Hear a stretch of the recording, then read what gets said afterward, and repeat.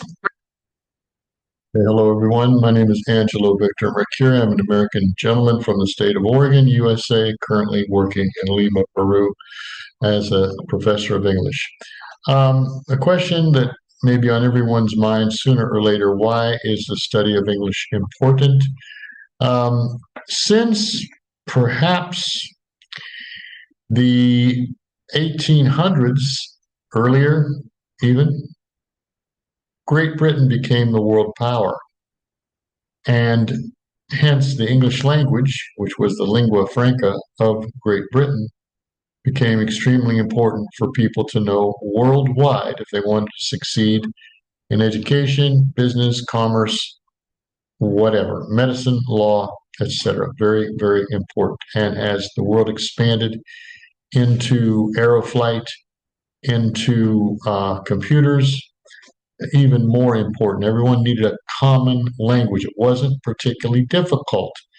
English is easier in many respects than Spanish or Portuguese, absolutely easier than German or French, and widely used much more so than any of those languages in all those fields I mentioned: law, medicine, education, commerce. So if you plan on doing anything at all with anyone or anything, anybody outside your country, and you know that you must have a common language in which to communicate with them, English is typically going to be the language of choice. Okay. So it is worth your while to invest in your English language knowledge. Now, it's going to take time and it's going to take money. And you have to allow for that. Nothing in life is going to be given to you without sacrifice of some sort. I remember many years ago, I was very good in history, American history, world history, and my history teacher was primarily an English teacher, a native English speaker.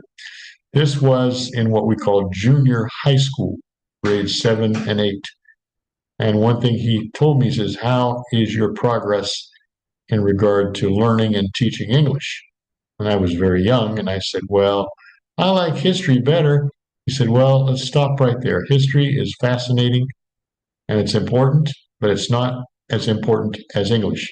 It may be more fascinating than English, but people don't need history teachers the way they need English teachers. They don't. Okay. So if you want to make a decent living for yourself, you have to be good at teaching English.